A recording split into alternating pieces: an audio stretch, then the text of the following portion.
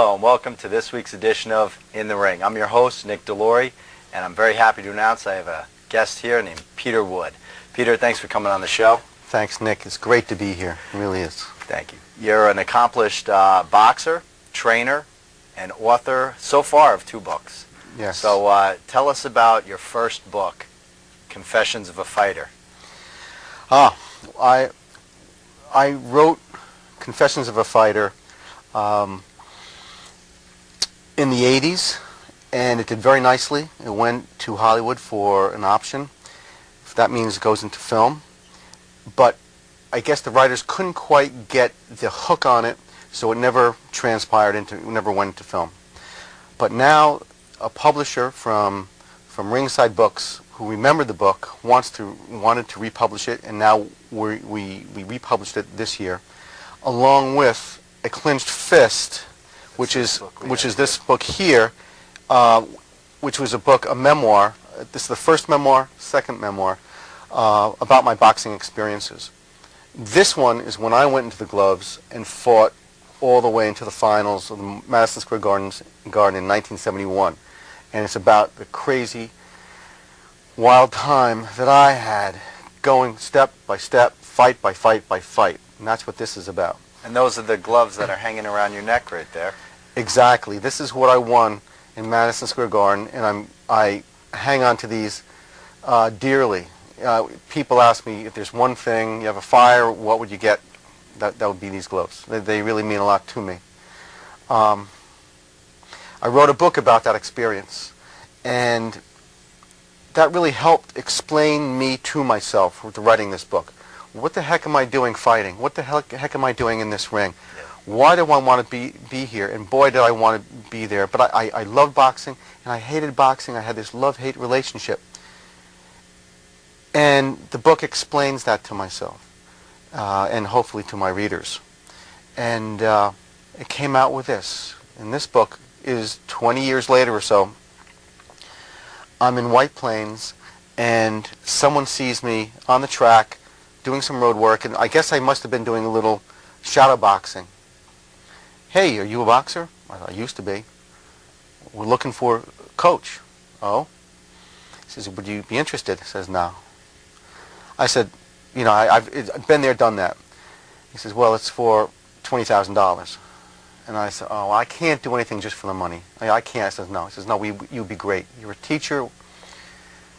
To make a long story short, Nick, I went back into the mud of boxing, and I started training tough kids from White Plains at the Youth Bureau, and that's what this book is about. Recently, bringing a kid all the way from the first day to the Golden Glove finals. And I know how hard that is. Sharky and I, my trainer, Kid Sharky, and we've trained a lot of Golden Glove champs, and it's not easy taking an awkward kid that's got 2 left feet and bringing him all the way through the gloves like you have. Exactly. You know how that is. It's chiseling beauty into a kid. And a lot of these kids come in with anger, and that's what with animosity and a lot of negative energy. And your job, my job as a coach, and what I tried to, it was to chisel them into beauty. And if Martha Graham can chisel a young lady and chisel toes, and so they become a ballerina, you know this. I can chisel a guy into becoming a beautiful piece of work, and that's what this was. That's true. It's the way I feel also, because you know, a lot of these kids, they don't have direction, and thank God for boxing, it gave us that direction. And you know, it's I know we're grateful for having guys like Sharky and other trainers that we've had along the way. Well, Sharky is boxing royalty around here. Kid Sharky. Definitely. When I first came to, I guess it was the cage, there was a gentleman who was just knowledgeable. I would go up the steps, and this is on Ferris Avenue, go up the steps, and I saw very quickly that Kid Sharky and Charlie Caserta, along with those two, but Kid Sharky had, was a comfort level with Kid Sharky, as well as a lot of knowledge. And so he was a people person, and at the main time he was giving me a dose of knowledge about the game, show me how to throw a left uppercut, and I could throw the left hook, not the left uppercut, and so it was great. So it's great to be part of that tradition. Kid Sharkey, yourself is part of that tradition. Thanks. And yeah, this is a great thing you're doing, and that's one of the reasons I wanted to have you on this show. Tell us about, you have a book signing, or actually 2 book signings coming up in the Westchester area. yeah, thank you. I have the first book signing. Well, actually, I have a book signing tonight at Gleason's Gym. Really? Yeah, and it's going to be in Gleason's Gym. Today's 26th, so it's going to be next Saturday also. But around here, there's going to be a book signing in White Plains May 19th, which is a Saturday at 2 o'clock. So that's a while from now, but it's May 19th at 2 o'clock at Borders Books, and we expect a lot of people. That's right here in White Plains on Main Street. That's right, right in the pavilion. Yeah. And then before that, in April 21st, on Saturday at 2 o'clock in Mount Kisco Borders, there's going to be a book signing, which I'll be signing Clinch Fist and Confessions of a Fighter. And that's in Mount Kisco, the 21st, Saturday at 2 o'clock. And how hard was it when you sat down and you decided to write a book? Now, how does someone go about that? I've never authored a book, and I'm just curious. How do you start? What's that process like of actually sitting down and you have so many thoughts going through your head, and to just organize all that? It's a great question. I went to college. I left boxing, and I went to college, and graduated from Fordham University, but I never perceived myself as a writer. And I remember one of the nuns at one of my teachers, she says, and this might offend some people, but she says there's 3 things that one must do before one dies. Have a son, plant a tree, and write a book. I figured planting a tree would be pretty easy, and the toughest one would be writing a book. And I so much wanted to write a book. I so much before wanted to fight, and I fought and went to the finals, but writing the book was the scary part. And you ask me how you do it. I'm not a facile writer. It's not easy for me. But I stayed with it. And then a thought came to one of my professors said, if you just write 1 page a day, in 1 year you'll have 365 pages, and that's it. The problem is, it takes me maybe, when I started to write, maybe 5 hours to get a paragraph, a nice, clean, healthy paragraph. But I was willing to do it, and so I worked hard.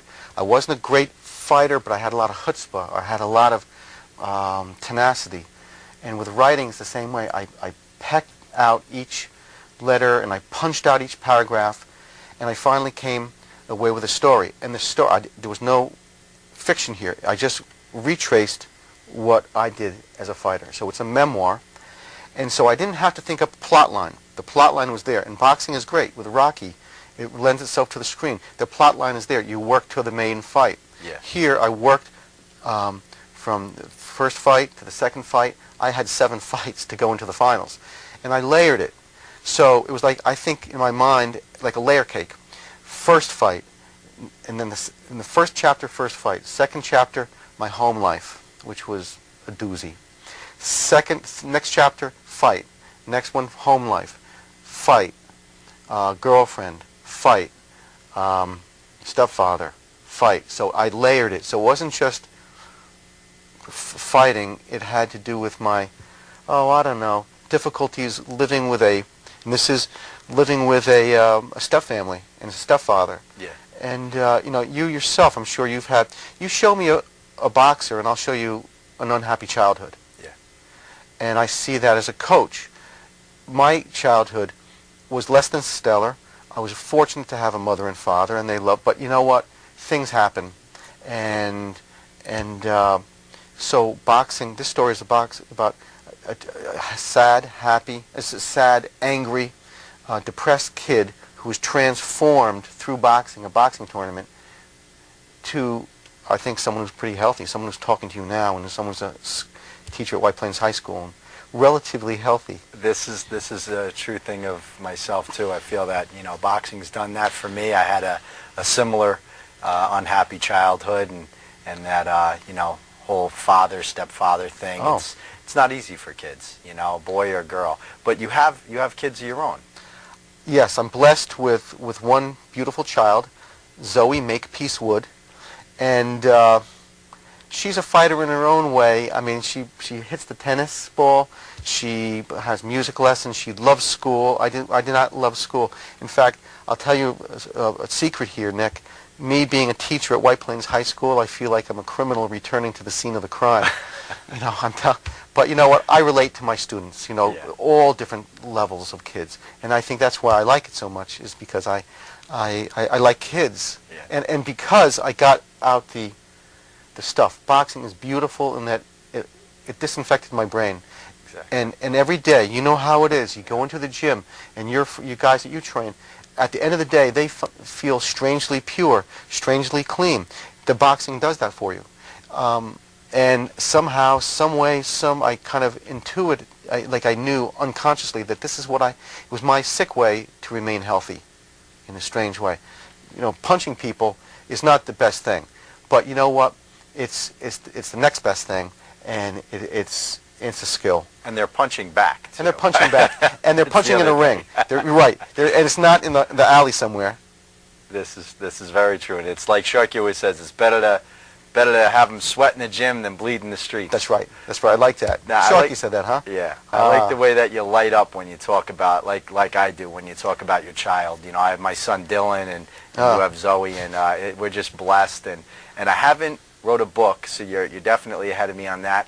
And I don't think we've both planted trees.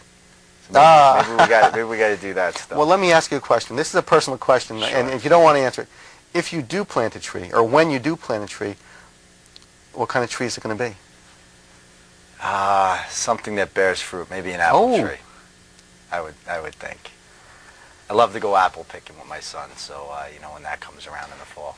You know, I know you. You probably like to throw the apples too a little bit. Well, yeah, why not? You know, I'll pretend like I'm a baseball player, you know. But yeah, it's great to have you on the show, and you know, I think that this is something that everybody can benefit from. You know, taking a little time, kick back, and find that own time to read a book. And a lot of kids don't like to read. I'm trying to encourage my son to read right now, and you know, this is really great. Have you ever thought of doing an audio version of your book? The interesting thought. The publisher, Ringside Books, thought of maybe along with it having a CD of my fights. So you go, and that has not been done before. So you would pick up the book, and in the back you'd have a CD where you can visually see 4 of my fights. That's a great idea. Which you would write about. Yeah. I think it's cost, and I could do the same thing with this fellow. See his fights as he goes up the ladder, step by step, and see those fights. As I'm speaking to you, you're good because you could even do the training and show the video of the training that goes on. And I think a lot of that would be instructional. Definitely. And that's a great idea. Yeah, I think you should hold on to that.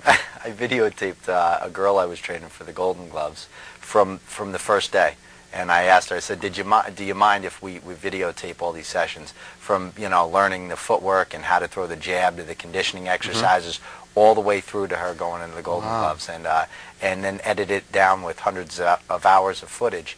And it's really great because I think when people can see what it really takes to be a boxer, and not even to be a boxer, but just to do that training regimen is just so grueling.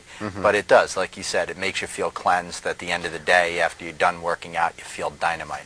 Gets out the toxins. You're absolutely right, and physically, spiritually, yeah. And I think you see it. I think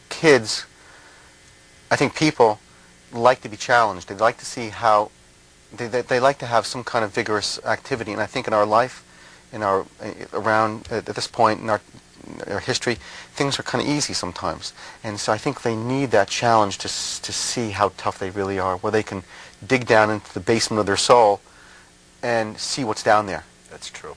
And I think that's what you offer in your gym, and in what I offered to this kid, and what I was seeking.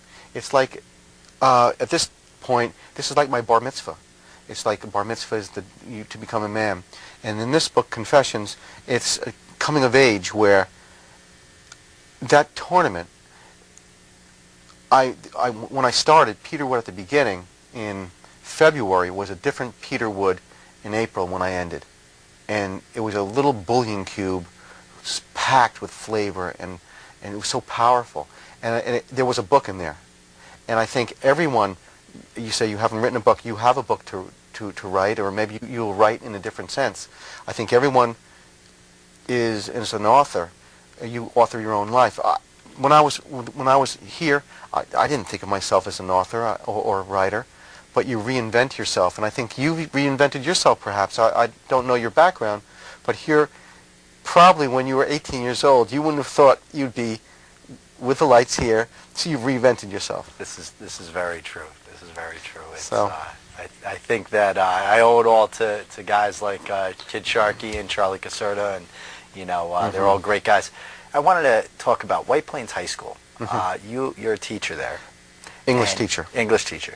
And do you get a lot of kids that come up and they ask you questions maybe about boxing, or maybe they just need some guidance and they want to pick your brain about your life and talk to you about that? There are the few, maybe I would say more than few, that they do, but boxing is so off the scale. It's so they don't think about it. What I find is when I start to talk about boxing, or they do come over, and it's a lot of questions about the game, and there's a lot of interest, and they want to know where to go. They want to know how much money I made. I made like nothing. I was amateur, okay, but they want to know what it was like, what it's like to be hit, things like that. So there's a lot, and that's not just the boys; it's the girls too. Predominantly boys, but the girls more and more now, as you know.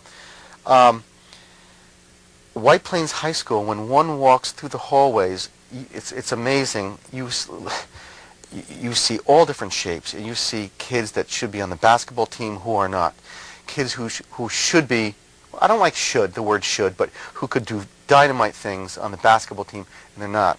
A lot of kids in White Plains, I think through, not just White Plains, I wish they were more involved.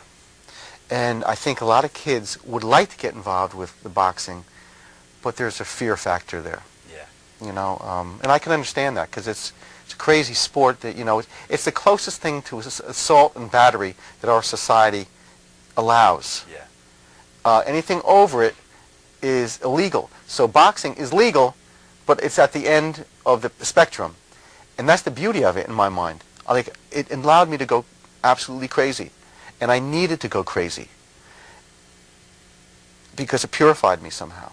I think an artist, Nick, goes crazy on the canvas. She paints, and the craziest that she, within the confines of the frame, but the craziest that you can, that's great. And that's boxing. Yeah, it's true what you say.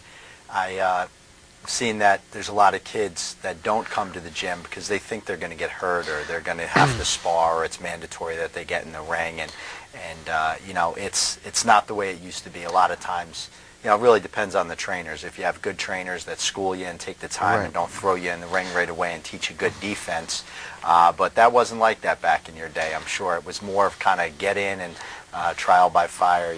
Kind of just. Yeah, I mean, you're there. I wasn't with this. I was not in the boxing ring, in the boxing gym to make friends. It was a different mindset. I made friends, made lasting friends, but I wasn't there. My priority was to learn. I've been to your gym, and I see something that's wonderful. I see a seriousness, like a task-oriented behavior. But I see, there was a couple nights ago, there was something where you had a great turnout, and you had a Kunto, Kid Sharkey, a couple of people, and you were learning fundamentals. And it wasn't about a gym war. It was about conditioning, it seemed to me, and about discipline, and about skill, and quite frankly, about beauty. I look at those kids and I say, oh, that kid's beautiful. The way he moves, he's looking super. He's sweet. All that, and that's what I think they're there for. And if they want to take it to another level, that's great. And you could show them there too. But it's not about, they're not going to get beat up in a gym like yours. Now you tell me this is very true. You tell me that you trained some boxers, and one of them, a local boxer, made it to the Golden Gloves? Yeah. A kid came into my gym. I looked at him and my jaw dropped. He had the right age, maybe young 20s. He was a little late, little old. And the kid started working out. And I couldn't believe what I was seeing, Nick. This kid was the Golden Glove champion. He was middleweight, my weight. And this kid was, after he worked out, he was hitting the bag, and there were drops of sweat, the size of nickels and dimes and quarters all over. Kid was absolutely marvelous the way he looked. And I knew, he didn't know it, but this is the Golden Glove champion. All I had to do was discipline him. He had about a month to train and set him. Now, had I known that this kid, and this is this book here, is Clenched Fist, The Making of a Golden Glove Champion. Had I known that what a head case this kid was, I'm not exactly sure. I might have stepped back. He was a kid with, and this was said about Max Baer, who was a heavyweight champion in the 30s. This kid had $1 million body and a 10-cent mind. Had I known that his father committed suicide, his mother died of alcohol, that he was at that point thrown into a foster care, and then foster care, and then he wound up becoming a junkie, heroin, all by the age of 19, 20. I'm not exactly sure, and had I known how difficult it was, the story is about him just keeping me on the trail. And the story is me bringing him to the finals. And it was grueling. With that being said, he was the most lovely boy. He was the most, I'm not going to say articulate. He was articulate with his hands. He had dexterity, and he was quick. He was great. But there was like an emotional plexiglass with him. And yet we worked together, and that was difficult.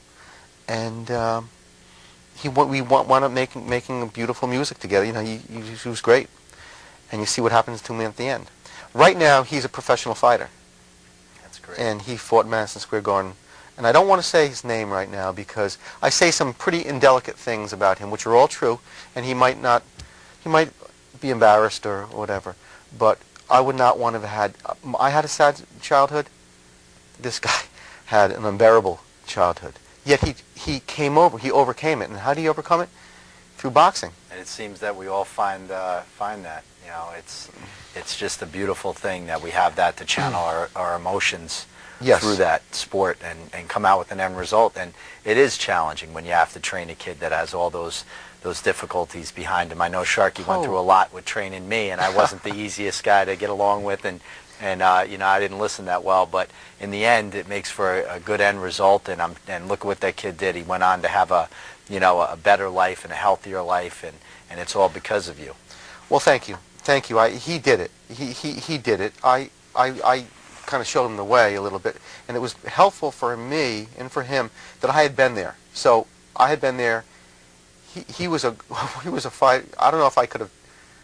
It was like in my mind's eye, how would I have done with him? You know, because we were both middleweights. Saying how, you know, I'm not all that mature, and we never fought each other, but he was pretty darn good. He was, and he still is. He still is. And you're very proud of that fact, I know. Yeah.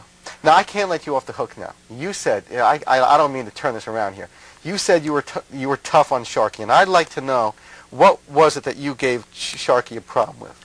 I think that you know, I questioned a lot what I was being told, and trying to reinvent things that have already the science. As I've been told, you know, a trainer that Sharky.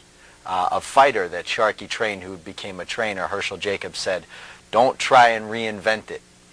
The science has already been done, and don't tinker with it. But you were trying to, I was trying to do a little bit of my own here and there, and then I said, you know what, he's got all this knowledge, and I just wanted to tap into that, and I wanted to learn, and he was willing to teach, and it was great because it wasn't just about me being a boxer, But then I said, wow, I really want to be like him. I want to be like Sharky, and I want to train boxers. How do I do this? And I used to help out in the gym training young kids, because if I wasn't doing it right, they really didn't know the difference anyway. But Sharky was there to kind of correct me and help me along, so it was all good stuff. Well, I've seen some of your boys, and they're pretty good. Thanks. And we're still, Sharky and I are still training boxers to this day at the Westchester Boxing Club on Ferris Ave, the location of the old Cage Teen Center where you were. Yes. And yeah, it's a great thing. Yeah. And we encourage everybody to stop up and work out. And I'm really proud that you came out with these 2 books and what you've done in boxing.